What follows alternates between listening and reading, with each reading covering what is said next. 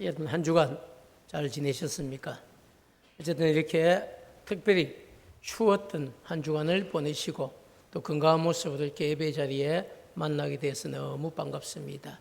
오늘도 또 전하는 말씀을 통하여서 새 힘을 얻고 한 주간 여러분 세상 가운데서 승리할 수 있는 그런 분명한 말씀을 꼭 붙잡고 돌아갈 수 있는 그런 복된 주일이 되기를 주님의 이름으로 축원합니다. 오늘 설교 제목은 내 발에서 신을 벗으라 이런 제목입니다. 왜 하나님께서 모세를 찾아갔으며 또 모세에게 이런 말씀을 하셨는지 오늘 말씀을 통해서 다시 한번 그 정확한 형편과 상황을 우리가 다시 한번 듣고 그리고 우리에게 주시는 진짜 교훈이 무엇인지 그것을 발견할 수 있는 그런 복된 시간이 꼭 되기를 주님의 이름으로 축복합니다. 오늘 우리가 본문에 등장하고 있는 사람은 여러분이 잘 알고 있는 모세라고 하는 사람입니다. 모세는 여러분이 잘 알고 있는 십계라고 하는 영화에 나타나는 주인공이기도 합니다. 이 모세가 어떤 상황에서 태어나서 또 어떤 인생을 살게 되었는지 오늘 본문 말씀을 중심으로 우리가 한번 살펴보려고 합니다. 모세는 애굽 왕 바로가 히브리 백성들에게 아들이 태어나면 그를 나일강에 던지고 딸이거든 살려두라고 하는 이런 준엄한 명령을 내렸던 때에 레위 지파의 한 가정의 아들로 태어났습니다. 출애굽기 1장 22절은 그런 상황을 우리에게 정확하게 전달하고 있는데요. 그러므로 바로가 그의 모든 백성에게 명령하여 이르되 아들이 태어나거든 너희는 그를 나일강에 던지고 딸이거든 살려두라 하였더라. 그 아들이 태어나면 결국은 부모 스스로가 이 아들을 나일강에 던지라는 겁니다. 던져서 수장시켜서 결국 너희들 손으로 그 아들을 죽이라고 하는 이야기입니다. 그리고 딸이거든 살려두라는 이야기를 하고 있습니다. 모세가 여러분 태어났을 때 애굽을 다스리면서 이런 남자아이가 태어나면 죽이라고 명령을 했던 남아 살해 정책을 명령하고 시행했던 파라오는 제18대 왕조의 투트모스 1세였습니다. 자, 여러분 투트모스 1세가 애굽을 다스릴 때에 히브리 민족이 점점 더 강성해졌습니다. 그러다 보니까 그의 마음에 이 히브리 민족이 더 강성해지면 애굽 백성들이 도리어 위험할 수도 있겠다 이런 생각을 하는 거죠.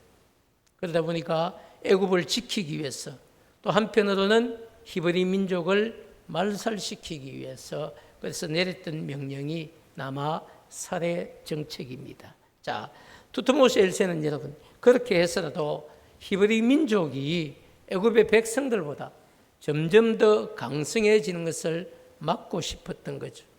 그렇지만 히브리 여인 중에 한 명인 이 모세의 어머니는 자기가 아들을 낳았지만 아들을 나일강에 던지지 않습니다.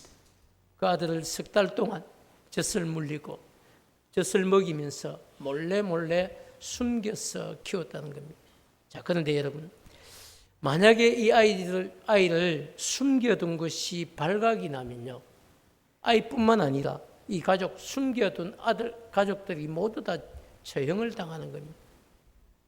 그래서 더 이상 이 아이를 키울 수가 없는 겁니다. 아이의 여러분 울음소리가 시간이 지날수록 점점 더 커져만 갑니다.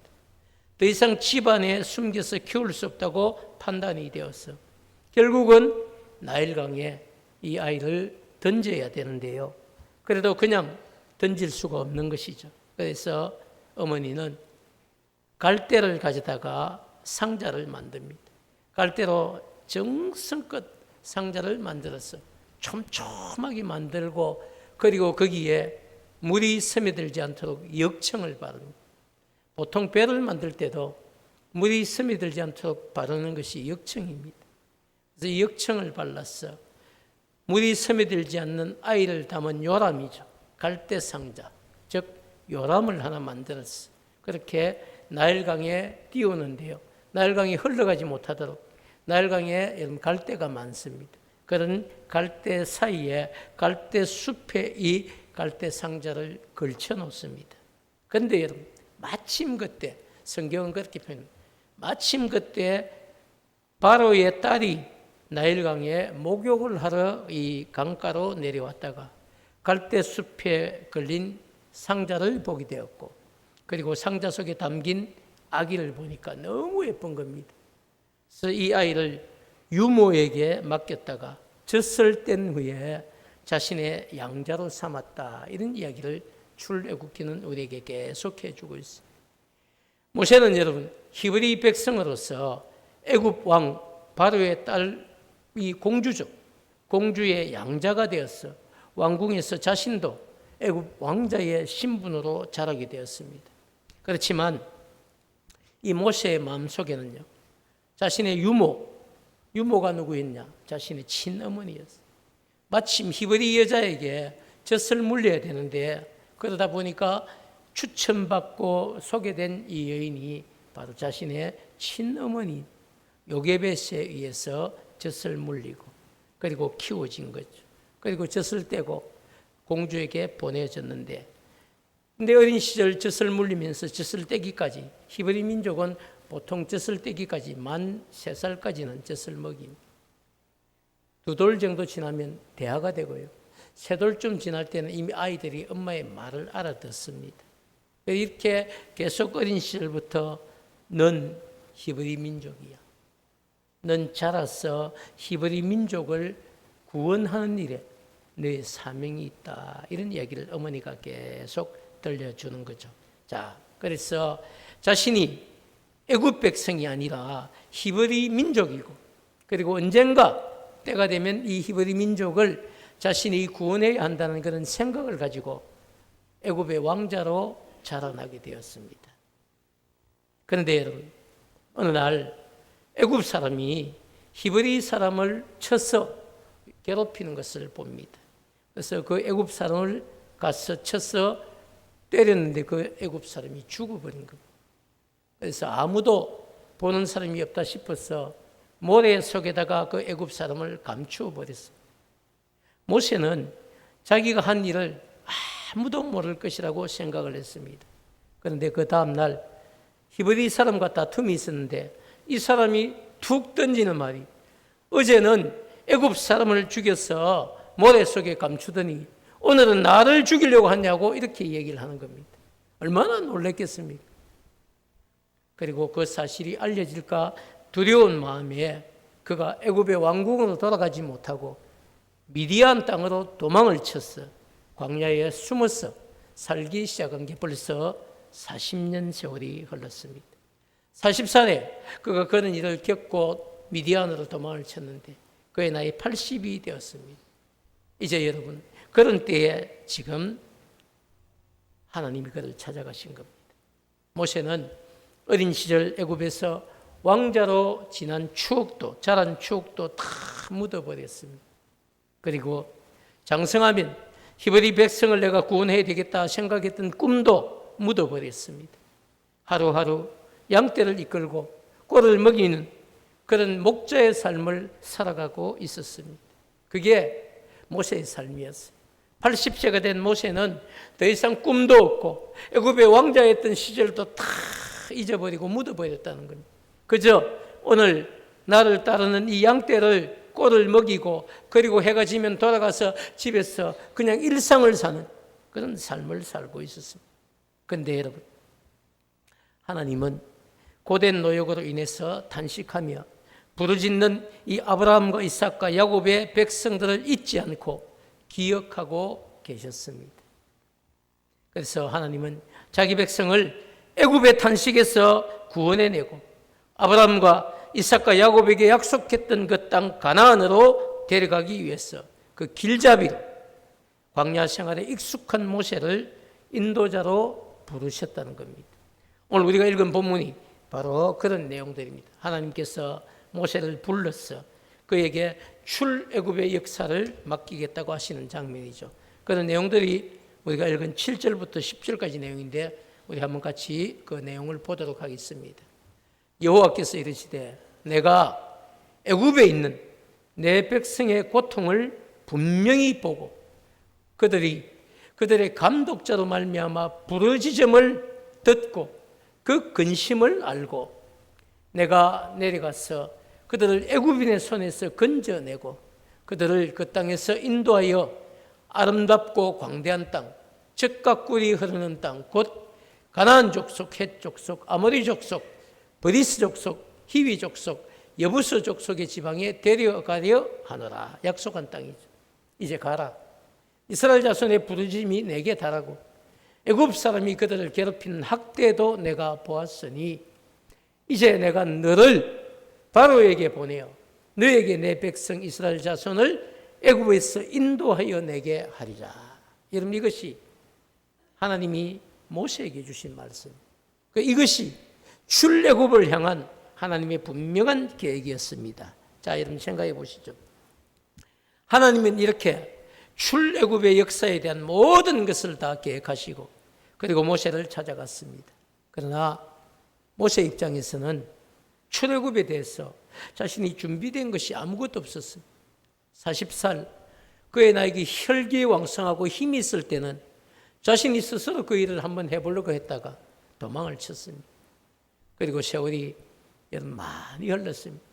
5년 10년이 지나간 것도 아닙니다. 40년의 시간이 지나가 이제 80의 나이가 되었어요. 그런데 하나님이 모세를 찾아간 거죠. 자, 여러분, 그래서 모세의 입장에서는요, 하나님의 부르심 앞에서 아무리 하나님이 시키시는 일이지만 그럼 제가 맡겨주신 거에 최선을 다하겠습니다. 그런 말씀을 못 드리는 거예요. 그래서 그가 던진 이야기가 11절 이야기예요.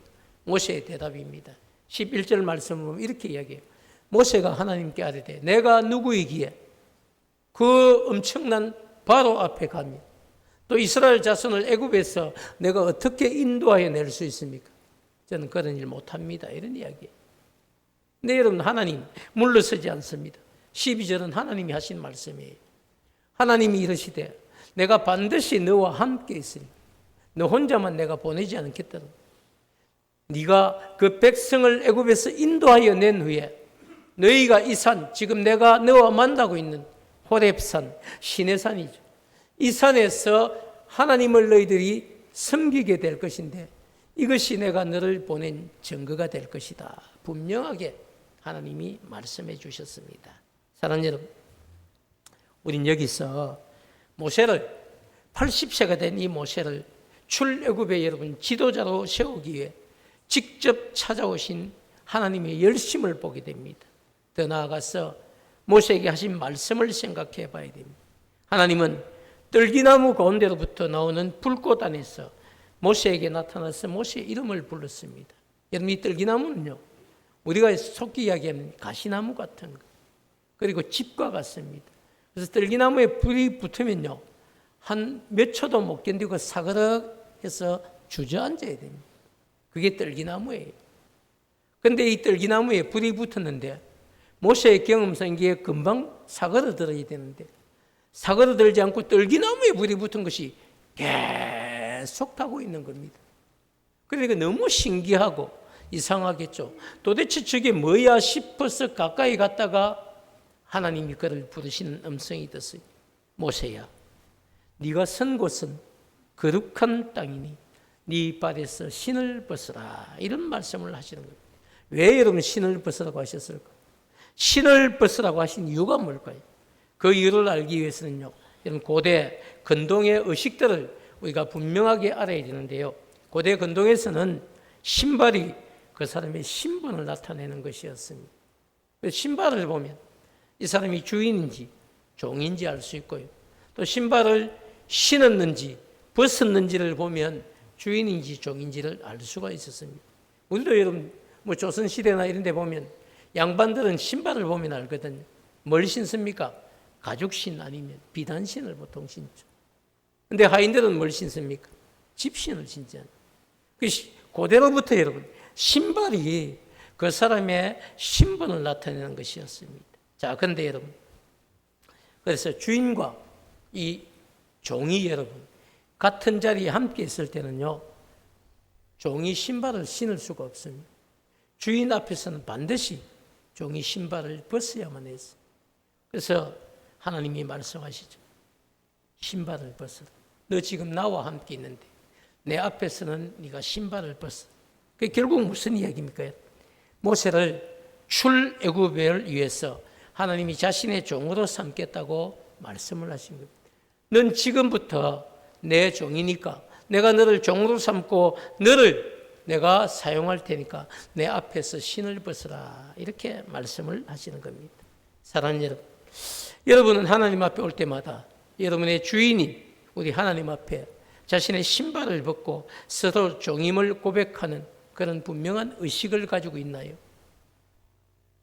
하나님은 지금도 여러분 주일마다 하나님 앞에 예배드리기 위해서 나오는 여러분을 향해 이렇게 말씀하십니다. 5절 말씀은 이렇게 하나님이 이르시되 이리로 가까이 오지 말라. 네가 선 곳은 거룩한 땅이니 내 발에서 신을 벗어라. 그렇죠. 5절 말씀은 여러분, 네가 예배드리기 위해서 나온 이 예배당은 하나님께서 임재하고 계신 거룩한 장소이니 내 발에서 신을 벗고 내가 하나님의 종됨을 나타내라. 이렇게 말씀하시는 것과 같습니다.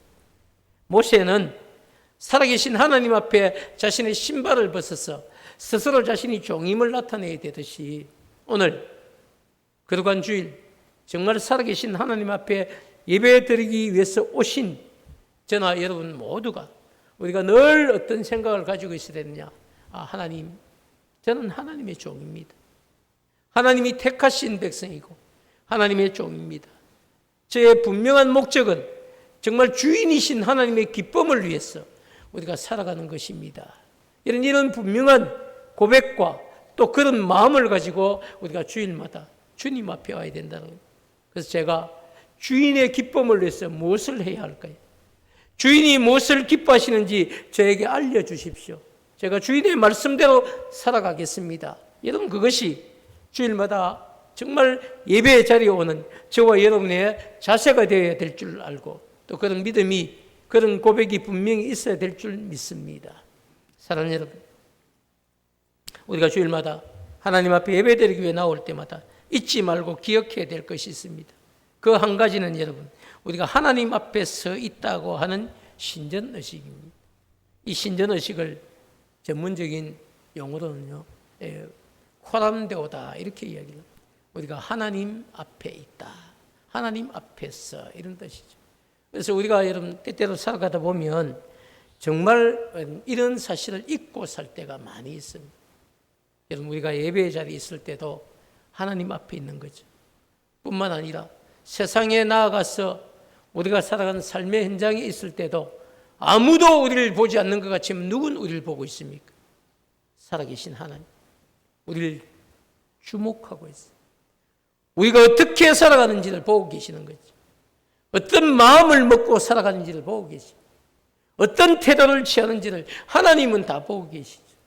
그래서 여러분, 우리가 어떤 때는요, 정말 두렵고 떨림으로 하나님 앞에 서 있어야 됩니다. 또 한편 그 하나님 우리를 여러분 두렵고 떨리게만 한 하나님이 아니고 우리가 정말 하나님의 마음에 기쁨을 드렸을 때에 우리에게 더 많은 기쁨을 주시는 분이 누구시냐? 바로 우리가 믿고 살아가는 하나님 아버지. 힘들 때마다 그죠? 여러분 어떻게 힘든 시절을 보내시는지 모르겠습니다. 저는 힘들 때마다 제가 늘 고백하는 게 있어요. 그냥 아무 생각 없이 격식 없이 아버지, 제가 너무 많이 힘듭니다. 제 마음 아시지? 아버지, 제게 힘을 주십시오. 이런 푸념처럼 하는 이 기도에도 하나님이 제 마음을 회복시키시고 제게 새 힘 주시는 것을 제가 여러 번 경험을 합니다. 그 은혜가 아니면 어떻게 여러분 제가 이 자리에 서서 말씀을 전할 수 있겠어요? 그 은혜가 아니면 제가 어떻게 여러분에게 하나님은 살아계신다고 분명히 말씀드릴 수 있겠습니까?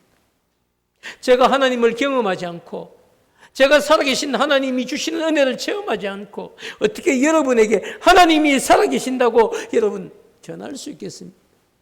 만약 제가 그런 것이 없으면요, 제가 희대의 사기꾼이죠. 그렇지 않겠습니까?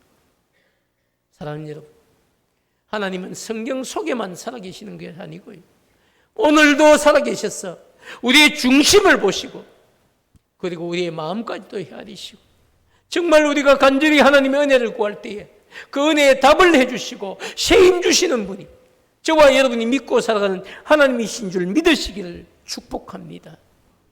여러분, 그런 믿음이 있을 때에 우리가 예배의 자리도 정말 하나님, 그 하나님이 나를 주목하고 계시고 나를 바라보고 계시고 내게 지금 관심을 가지고 계시고 내가 어떤 마음으로 하나님 앞에 왔는지 하나님은 아시는구나. 그래서 여러분의 정말 어렵고 힘든 사정까지도 다 아시고 때를 따라 적절하게 여러분 응답해 주시고 은혜를 베푸시는 것이 하나님의 사랑과 은혜인 줄을 믿으시기 바랍니다. 사랑하는 여러분, 그래서 우리가 정말 중요한 것 신전의식입니다. 우리의 예배를 받으시는 분이 누구십니까, 여러분? 살아계신 하나님이십니다. 우리 예배를 받으시는 분이 누구시라고요? 그냥 하나님이 아닙니다. 살아 역사하시는 하나님. 지금도 우리의 중심을 보고 계신 살아계신 하나님이 여러분 우리의 예배를 받으시는 분이십니다. 그렇기 때문에 여러분 우리가 예배의 자리에 오는 것은요 사람을 만나러 오는 것이 먼저 된 우선순위가 아닙니다. 예배의 자리에 여러분 사람을 기쁘시게 하는 자리도 아닙니다. 예배는 여러분 나를 택하시고 십자가의 그 은혜로 나를 자녀 삼아주신 하나님의 정말 사랑과 은혜가 너무나 고맙고 감사해서 그 은혜와 사랑에 정말 감사드리기 위해서 오는 자리가 바로 예배의 자리입니다. 사랑하는 여러분, 그렇기 때문에 우리는 주일마다 교회에 와서 예배 드릴 때 잊지 말고 꼭 기억해야 될 것이 있습니다. 이제 2024년 여러분 새해를 시작하면서 1월달은요 뭔가 결심하고 작정하고 달려가야 될 목표를 세워야 되는 달입니다. 1월의 마지막 주일입니다. 제가 여러분에게 한 3가지 정도만 꼭 말씀을 드리고 싶습니다. 우리가 하나님 앞에 예배 드리기 위해 나올 때마다 반드시 기억해야 될 것. 첫 번째 무엇이냐면요. 우리가 예배 드릴 때마다 지각하지 않아야 된다는 거죠. 지각은 여러분 습관입니다. 나도 모르게 생긴 나쁜 습관이죠. 좋은 습관은 여러분 우리가 지켜가야 되겠지만 나쁜 습관은 고쳐야 됩니다. 그래서 하나님께서 여러분 나를 기다리고 계시는 것 아닙니다. 예배의 자리는 여러분 그냥 오는 것이 아니고요. 오늘도 여러분을 기다리고 계시는 살아계신 하나님 앞에 오는 겁니다. 그렇기 때문에 여러분 정말 하나님이 지금 나를 기다리고 계시는 그런 분명한 신전의식을 가지고 10분만 더 일찍 오셔서 여러분 본당에 들여오셔서 나오는 찬양 소리와 함께 한 주간 나를 지켜주시고 또 보살펴 주신 하나님의 은혜를 기억하고 감사하는 마음으로 그런 기쁨과 감사로 다 예배를 기다리면요 그 시간에 내게 부어주시는 하나님의 은혜가 정말 풍성할 줄 믿습니다. 급하게 늦게 들어와서 여러분 예배 드리면요 뭘 하는지도 모르고 준비된 은혜가 없기 때문에 여러분 예배를 통해서 은혜 받는 게 더 힘들 수 있습니다. 10분만 먼저 오시면 여러분이 마음을 정리하고 한 주간 내게 주신 은혜를 돌아보고 그리고 예배에 집중하고 또 예배를 통해서 큰 은혜를 받을 수 있어요. 그래서 다음 주일부터는 어떻게 하든지 대부분 여러분 다 일찍 오셔서 예배하시지만 혹시라도 나도 모르게 내가 예배에 나도 모르게 지각하는 습관이 있다. 그런 분들은요 2024년 새해부터는 10분 먼저 일찍 오셔서 예배를 준비하시고 기도하는 마음으로 딱 기다리고 계시면요 이전에 경험하지 못했던 분명한 은혜를 체험할 줄 믿습니다. 그래서 예배 습관을 좋은 습관으로 바꾸는 여러분 되시기를 축복합니다. 두 번째는요 겸손한 마음으로 주실 말씀에 귀를 기울여야 된다는 겁니다. 우리가 예배를 보면 여러분 예배의 순수도 마찬가지입니다. 우리가 기원, 영광 찬송, 신앙 고백, 대표 기도 여러분 뿐만 아니라 말씀을 읽는 것 그리고 찬송하는 것 그리고 헌금하는 것 다 보면요 우리가 예배 순서에 보면 다 뭐 하는 겁니까? 우리가 하나님 앞에 올려드리는 거예요. 올려드리는 거예요. 근데 하나님이 우리에게 내려주시는 것은요 딱 2가지가 있어요. 그게 뭡니까? 목회자를 통해서 주시는 말씀입니다. 그리고 두 번째가 뭡니까? 마지막에 주시는 축복입니다. 축복. 그래서 축도죠. 그래서 반드시 여러분 우리가 기억해야 될 것 있는데요.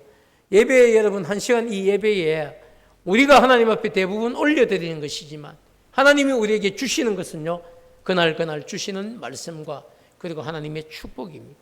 이 두 가지는 여러분 반드시 받아가야 됩니다. 그걸 받아가기 위해서 어쩌면 우리 예배에 더 집중할 수도 있습니다. 생각해 보십시오, 여러분. 그래서 우리가 정말 겸손한 마음으로 주실 말씀에 귀를 기울이지 않으면 그날 예배를 통해서 받아갈 수 있는 것이 없을 수도 있어요. 사랑하는 여러분, 영원히 죽었던 죄인인 나를 십자가의 보혈로 자녀 삼아주신 하나님의 사랑과 그 은혜에 그것을 기억하고 항상 겸손한 마음으로 예배 드릴 때마다 여러분 강단을 통해서 내게 주실 말씀을 사모해야 한다는 겁니다. 하나님께서 성령을 통해서 나에게 직접 깨닫게 해 주실 때도 분명히 있습니다. 기도할 때에 또 묵상할 때에 성령 하나님께서 내게 직접 주시는 것도 있을 수 있죠. 그러나 여러분 대부분은 강단을 통해서 필요한 말씀이나 깨달음을 주시기 때문에 주일마다 강단을 통해 주시는 말씀에 귀를 기울여야 한다는 것입니다. 그렇게 함으로 강단을 통해 주신 말씀을 우리의 마음에 딱 새기고 한 주간 삶의 현장에서 승리할 수 있도록 해야 된다는 사실이죠. 여러분 저는 예배를 드릴 때마다 그런 은혜가 여러분에게 분명히 있기를 주님의 이름으로 축복합니다. 마지막으로 세 번째인데요. 내게 주실 은혜와 축복을 여러분 사모하면서 심어야 한다는 겁니다. 이게 정말 중요한, 하나님이 내게 주실 은혜와 축복이 반드시 있습니다. 예배를 드리는 우리에게 하나님 주실 은혜가 있고 축복이 있습니다. 그런데 누구에게 주십니까? 그것을 사모하고 심을 줄 아는 사람에게 주신다는 사실이죠. 세상의 모든 원리를 보면요, 그저 거두는 것은 단 한 가지도 여러분 없습니다. 거두기 위해서는요 반드시 심어야 되고, 그리고 심어 놓으면 때가 되면 여러분 거두게 되는 것이 그게 여러분 원리입니다. 예배도 마찬가지 원리가 적용됩니다. 예배도 내가 온 마음을 다해서 정성껏 예배를 드릴 때에 하나님께서 그런 내 중심을 보시고 내가 드린 예배를 받으시고 내 삶의 현장에서 내가 살아갈 힘도 주시고 능력도 공급해 주신다는 사실이죠. 심지 않고 여러분 거두겠다는 것은 사실 사기꾼의 심뿐. 심고 거두는 그것이 하나님의 법칙이고 영적인 원리입니다. 성도가 여러분 제일 먼저 심어야 하는 것이 무엇일까요? 많은 분들이 기도도 이야기하고 또 헌신도 이야기하고 봉사도 이야기하고 다 합니다.